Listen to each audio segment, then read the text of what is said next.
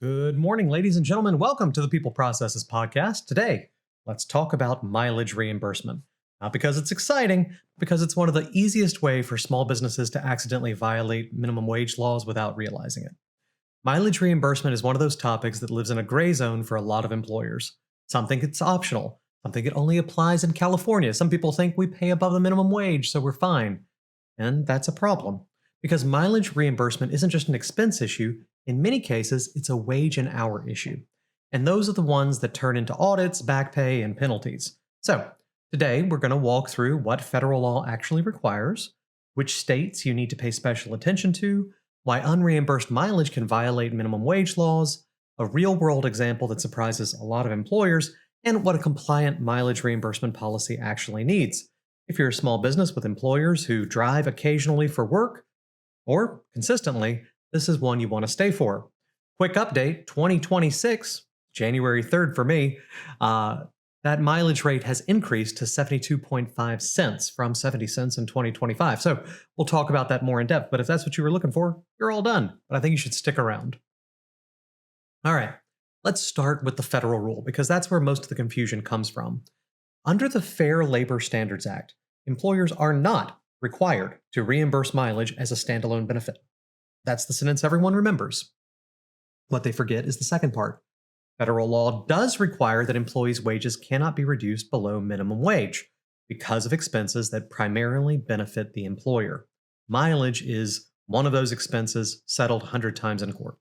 So, while there's no federal rule that says you must reimburse mileage, there is a rule that says if an employer has to spend their own money to do their job and that expense drops their pay below minimum wage, you have a problem.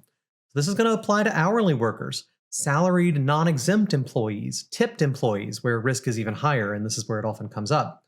Mileage reimbursement becomes mandatory when it affects wages, not because, you have to pay for mileage. It's because it could screw up your wages. That distinction really matters. So let's talk about that mileage rate and why 2026 has changed it. For 2026, the IRS rate for standard mileage is 72.5 cents per mile. That's up 2.5 cents from last year. Why does this matter? Because even though the IRS rate isn't legally required, it functions as a safe harbor, a benchmark for reasonableness, and a defensible standard in audits and disputes. You can pick another rate. You could have an old payroll system that still says 70 cents and hasn't been updated at all. And it's not necessarily wrong. But if you don't use the IRS rate, you have to calculate this rate based on actual average cost of gasoline, maintenance, depreciation of vehicles. So if you're a large company, sometimes they do have an actuarial department that's gone and done a lot of math, and they say, look, for us, not 72, we're in a low-cost state, it's 45. And if someone argues it, they have a bunch of lawyers and accountants who will say, well, here's why we use that rate. You don't get to just pick another number, okay? It has to be a number that either reflects reality or is the safe harbor rate if you're going to do mileage. You don't have to do mileage. This is where we see problems. Payroll systems are not updated annually. Manual reimbursements like lag and just aren't there. Managers improve like a rough estimate. Flat stipends is something we see as well, where maybe you know that they drive for work a good bit, so you just give them $100 a month for it, okay? That's a non-qualified expense. It'll be taxable. You have to either use a really well-defined one that your company makes up using a complex system or the IRS safe harbor rate. I'm not going to fight it too much. 99% of you listening should be using 72.5 here in 2026, okay? All right, let me do an example that's going to change your thinking. This is where things stick. You have an employee that you pay $20 per hour. This is fine. This is good wage. You're in a low state. The state minimum wage is $7.25, right? They don't have like Tennessee. That's the federal rate, $7.25. It's a non-exempt employee hourly, right? And they have a personal vehicle, and they're asked by their manager, hey, we're going to have a party later. I want you to go drive and pick up supplies. They drive 30 minutes to get the stuff. They drive 30 minutes back. It's a 60-mile round trip. And the employer does not reimburse mileage. So let's talk about that cost. Using the 2026 rate at 72.5 cents, 60 miles is $43.50. That's the employee's out-of-pocket cost to do their job. The employee earns 20 bucks in that hour. 20 bucks minus 43.50 means the employee lost 23.50 to work that hour. That is not allowed under federal law. Even though the employee makes good money, even though the state minimum wage is only $7.25, even though this trip was short and just part of the job, that's a minimum wage violation. The law doesn't care what the hourly rate looks like. It cares what the employee nets after the expenses. Okay? So I think you can see why you got to keep track of when people are driving for you, because 1 hour will mess you up. Now, most employers don't intend to violate wage laws. And what I see is in companies that are comprehensive, like if you're a plumbing shop and people are constantly driving for you, or obviously like a delivery company, you have a different setup. It's the ones where we have someone who every day at a retail store finishes up, closes out, and drives to the bank 20 minutes away. Okay? They are driving for you. That's compensable time. We'll talk about that in a second. And if they don't make much, $10 an hour employee driving 20 minutes, they're going to fall under minimum wage. Okay? And that could happen every day that they work if they're the ones who do the bank deposit.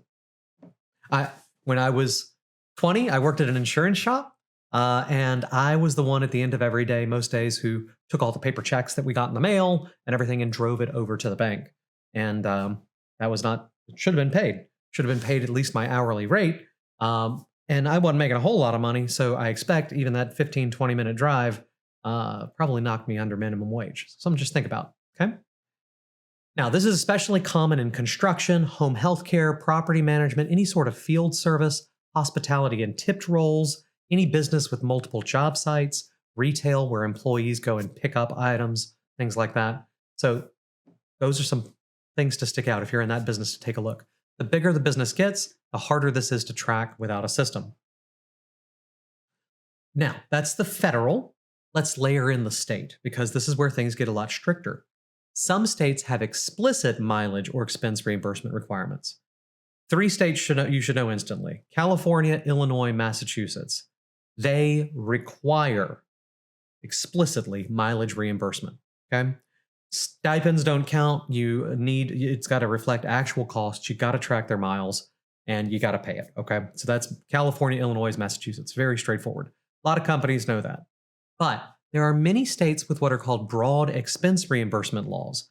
These are not, they don't say mileage outright, but good examples of this are Pennsylvania and Washington, D.C. specifically, but also broadly Minnesota, Montana, New Hampshire, North Dakota, South Dakota, Iowa. They all have language that generally prohibits employers from shifting business expenses onto employees if it affects wages. Okay? So if mileage is required to do the job, reimbursement is pretty much required in those areas. Especially Pennsylvania and Washington, D.C., there have been a lot of court cases, and they're very clear that you got to pay mileage. Okay? So even though they don't say it in their law, it's become that way. The other ones, Minnesota, Montana, New Hampshire, North Dakota, South Dakota, Iowa, and these can all change, by the way. This is reported January of 26. You pretty much need to do mileage in those two. Okay, there's very few exceptions. All right, so now you know if you need to do it. Let's talk about what the policy should look like. Lots of small businesses struggle with this, not with intent, but with structure. A mileage reimbursement policy needs to clearly address these things, and it'll make it easier for you. First, define who's eligible, who qualifies, what types of travel count, what does not count. Okay. Then select your rate, probably the IRS rate for most of you, or a company set rate if you're willing to fight it. The effective date and statements that rates may change annually, just in case you forget to update your handbook January 1, which is common, right? Just you can set this rate differently if you put that in there. Then your tracking method. Employees should be required to submit the date of travel, start and end locations, business purpose, and miles driven. Apps are fine. Spreadsheets are fine. If you're a people processes client, you know we have all this in our HR software where people clock in and out. They can log their miles. A lot of things you can do. If you're doing this all the time, you probably have a dedicated piece of software that does like GPS tracking. All that's great. Doesn't matter. Apps are fine. Spreadsheets are fine. Emails are fine. As long as it's got data travel, start and end location, business purpose, miles driven. Okay? Put in a submission deadline, whether this is something that's got to be submitted within a week, 2 weeks, monthly. Try to align it with payroll cutoffs. It'll make your life easier. Then who approves it, whether it's a manager who approves it, whether it's an executive, manager, executive, payroll, whatever. No off-the-books reimbursements. Don't let managers hand people cash, etc. Payment method, preferably directly through payroll, but however you want to do it. The key is that it's classified as a non-taxable reimbursement, should not be including on your payroll taxes. And then you need a specific policy in there that says it's a state law override. Where state law requires reimbursement, the company will comply with all applicable laws. It matters in audits to make sure you have that. So even good policies fail without processes. So make sure, talk to your payroll team, make sure you got a separate payroll code for mileage, that you've updated your annual rate, that you maintain your documentation. This is just like any other business expense. You need the receipt, right? That's that employee expense reimbursement. Train your managers 15 minutes to let them know what to look for, where to click, how to approve it. Don't do flat stipends, right? Because you need the underlying where and when, right, in order for it to be a business expense. And try not to do we'll just look at it at the end of the year. Try to do it. Casual systems create serious risks in this, so just try and do them there. All right. Mileage reimbursement isn't about being generous. It's about wage compliance, consistency, documentation, and avoiding preventable disputes. If employees are using their personal vehicles to do work for your company, reimbursement isn't a courtesy. It's part of compliance.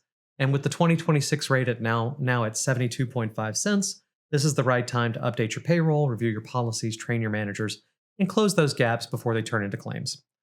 If you want help reviewing your mileage reimbursement policy, payroll setup, state-specific exposure, figuring out how we're going to do this on scale, it's exactly the kind of operational compliance work we help with every day. So I'd love to be able to help you with that. You can go to the link in the description, advisor.peopleprocesses.com. The one in the description takes you straight to a landing page for this. We have a comprehensive guide to mileage reimbursement. We also talk a lot in there about compensable time, because outside of the dollars for mileage, the thing that often gets kind of missed is, when do we have to pay them, right? Do we have to pay them their hourly rate? What if they're traveling overnight? What if they're they're not going to come into the office. They're going to skip the office and go somewhere the first time. There's lots of kind of nuance into whether you have to pay the hourly. If you're interested in that, please comment below. But you could also just go to advisor.peopleprocesses.com. It's free. Drop in your email. It's like a web app. It has all of our episodes and all the downloadables for them right in there at no cost to you. You can sign up and get advisory services in there, but all of the downloadables and support are on there for free. Check it out, advisor.peopleprocesses.com. My name's Rhamy Alejeal. I hope this was helpful to you. I hope you've been able to learn something that can help you scale and grow your business and keep you out of the doghouse. If you need any help, please reach out. I'd love to hear from you. Thanks for your time. It's time for you to go out there, have a great day, and get your work done. See you soon.